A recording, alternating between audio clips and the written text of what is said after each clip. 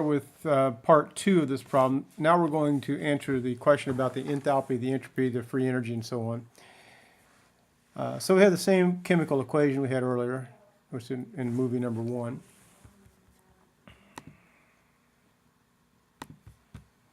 So aluminum plus HCl, I'll just go ahead and write it quickly this time because we already did it once, yields aluminum chloride plus hydrogen. And you had to have a 2 and a 6 and a 2 and a 3. Okay, so first we're going to find enthalpy. Enthalpy is delta H. So the formula we learned in class the other day is delta H is equal to the heat of formation of the products minus the heat of formation of the reactants. Remember, this side over here is product. And these guys over here are called reactants because that's what's reacting. So we need to get the sum of the products, which would be aluminum chloride, which I have up here. The aqueous aluminum chloride is a negative 704. So delta H equals, brackets, negative 704. That's going to be multiplied by 2, though, because there's a 2 in front right here. And that's going to have added to it the hydrogen. But hydrogen is an element by itself right here. So that's a free element, so it doesn't have any heat capacity, or excuse me, any enthalpy, because we arbitrarily defined free elements as 0. So those are your products. Then we subtract from that the summation of the reactants. So the reactants, there are 2 of them. You've got aluminum, but aluminum once again is a free element, so it's just 2 times 0, plus 6 times whatever the HCl is, and that's a negative 167. Whoops, 167. All right, so we got to take a minute to do the math here. So we have 2 times 704, and then we're going to have minus, see this minus sign right here, right there. So we're going to take away 6 times 167, but that's a negative. So really it's going to be a minus. So we have negative 1408. All right, we're going to add minus and minus is a plus. 6 times 167. So plus 1002. So negative 1408 plus 1002. And that gives us, oops, I messed that up. So 1408 negative plus 1002. And our answer is negative 406. The unit is kilojoules. The reason for that is this is moles up here.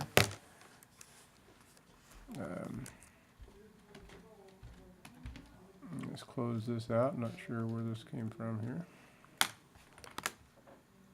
Don't want to annotate. That's what it thinks I want to do. We'll just move this out of here. Oops.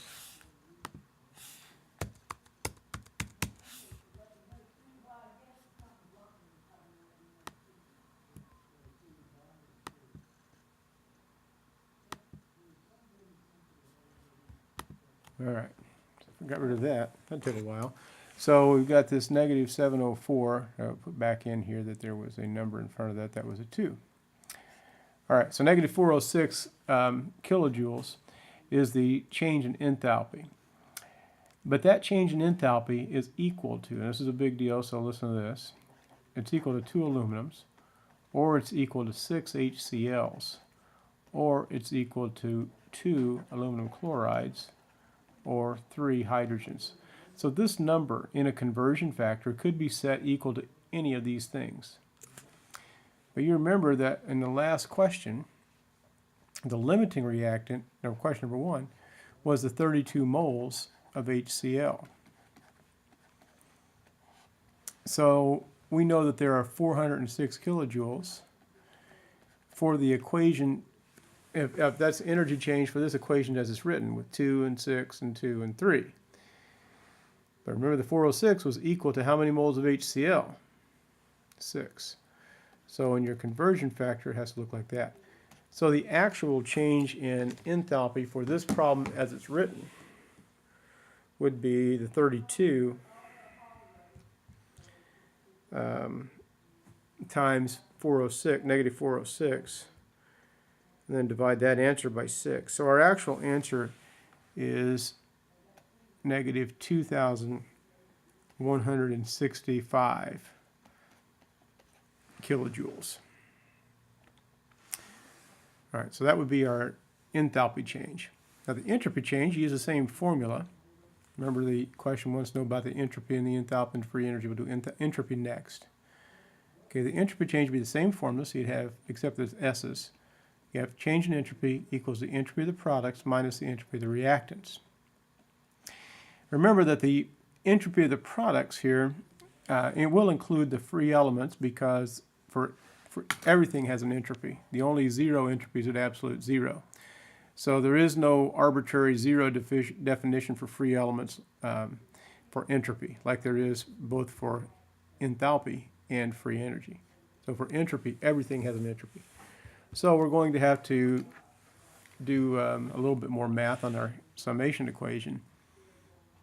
So the entropy of the products would be 2 times the entropy of the aluminum chloride, so it would be 2 times 109.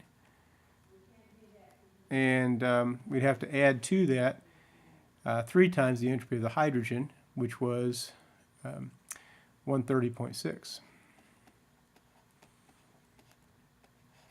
Now we subtract from that. Remember, it's products minus reactants.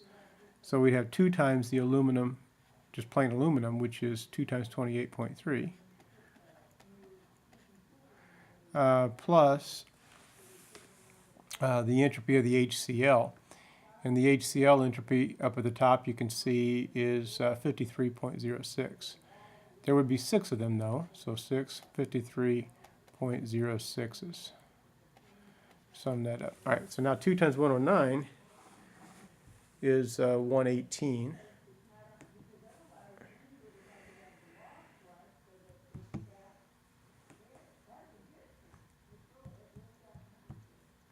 So I have 218 plus 3 times 130.6. And that equals 609.8. So I'd have 609.8 here, and that would be joules. This is moles. These are in joules per mole Kelvin. So really each one of these is in joules per K. Joules per K. Okay, minus, on this side, we'd have 2 times 28.3, so that'd be 56.8. Oops, 28.3 times 2 equals 56.6, sorry. And then we'd have to multiply 53.06 times 6. So go ahead and add that, 6 times 53.06. So I get 370. I'm just going to call that 375, or, well, I guess I'll write it all down. So minus 374.96. All right, so now the 609.8, subtracting, it gives us 234.84. We'll just call it 234.8. And that would be a positive number. 234.8. Making sure I didn't make any mistakes. I don't see any. So I just want to run through those numbers again. So I got 109 times 2, and I add to that 3 times 130.6. So I get 609.8. That was right. Then 56.6 plus 6 times 53.06. I get get 374. So 609.8 products minus reactants. I get 234.8. All right. So that would be your change in entropy, and that would be in joules per K. This is in joules per K.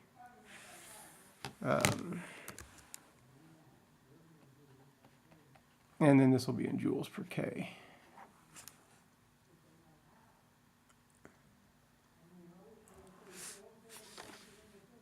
Okay, so 609. I think I erased a number. 374.96. Yeah, 234.8.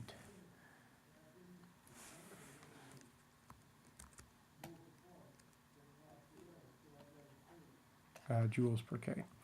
All right. Now, we need, that was for the problem as written. But remember that this problem is actually for all these equivalencies I ran through earlier, 2 ALs and so on, 6 HCLs. So our limiting reactant, I'm going to squeeze this in right here. So we're going to take our 32 moles of limiting reactant and we're going to multiply by 234.8.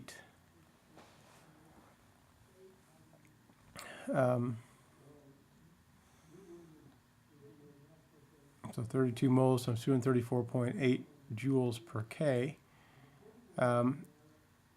for every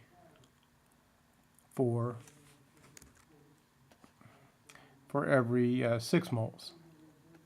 Okay, you see where I got the 6 right here for 6 moles of HCl. All right, so 32 times 234.8. Oops, I hit the wrong button on my calculator. 32 times 234.8. If you're doing this with me, I get 7,513.6. I need to divide that by 6. So I get 1252 joules per K, because moles of HCl cancels out. Okay, that's 1252.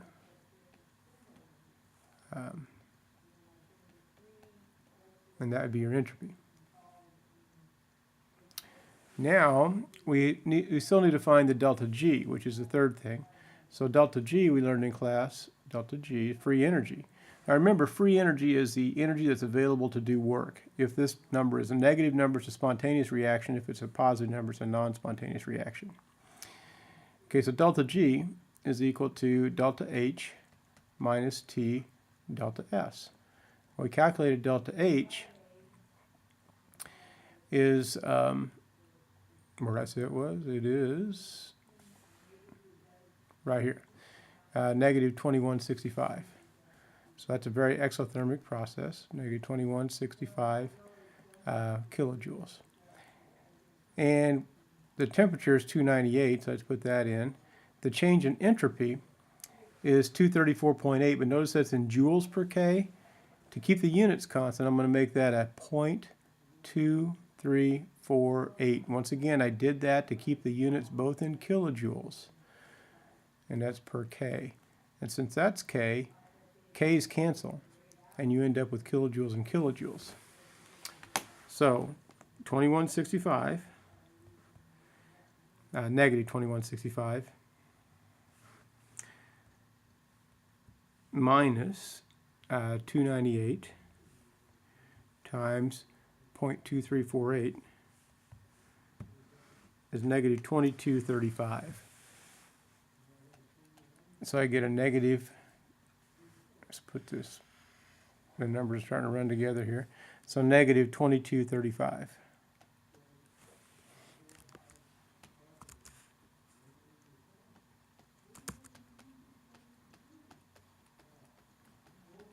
And that's kilojoules.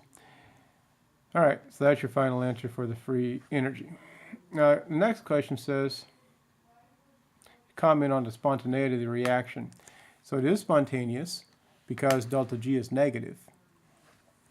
And that makes sense because both of the trends in the universe are being obeyed. You see the entropy change was positive. That makes sense because you're up here with a solid. So you have a solid.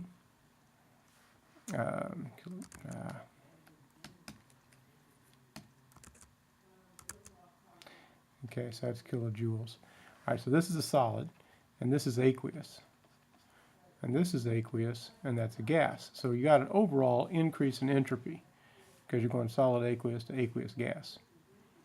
All right, that's the number one reason that makes sense. And then it's exothermic. If we actually did this, the container would get hot. So both trends in the universe are being obeyed. So therefore, the reaction should be spontaneous, and you could use this reaction to do work. All right, so that is end of number 2. Now the next thing says, what will be the final temperature of the water in a calorimeter if you had a kilogram of water at 25 C? So at risk of going too fast, If we're at 25C, remember this phase change graph, you're somewhere right here. Remember this temperature right here is 0. Temperature up here is 100. So 25 is going to be right in there. So from here to here, you're looking at a change of 75 degrees. So if I took Q, remember Q equals mCp delta T. Anytime there's a temperature change, this is the formula that you would use to measure the energy change of water. The mass is 1,000 grams. Specific heat capacity of water is 4.18 joules per gram degree C. And the number of the change in temperature would be a 75-degree change. Now you see why it'd be 75, because you're starting here at 25 and you're going to 100 up there. It should be 100. So it's a 75 degrees change. So you have 100 times 4.18, no, I'm sorry, not 100, 1,000 times 4.18 times 75. So you get 313,500. So it takes 313,500 joules to get from 25 to 100. Well, do we actually have that much? Well, yeah, we have way more than that, because this was, we had negative 2,165. If we put that into actual joules, that was in kilojoules, wasn't it? So that's 2,165,000 joules. That's a lot of joules. Or is it? Anyway, so it seems like a lot. So it's way more than 313,500. So we know we're going to get to the boiling point. The next question is, do we have enough energy to boil away all of the water? So we know that Q is equal to mass times heat of vaporization. So we had 1,000 grams of water. The heat of vaporization is 2,260 joules per gram. I gave you that in class the other day. So you'd have 2,260,000, wouldn't you? Joules. So if we're going to cross that line all the way across here to boil all the way, it takes 2,260,000. Do we have that many? No, we only had 2,165,000. We've already used 313,000. So do we have enough to get across here? No. So the final temperature of the system will be 100 degrees C. And that's the end of that problem.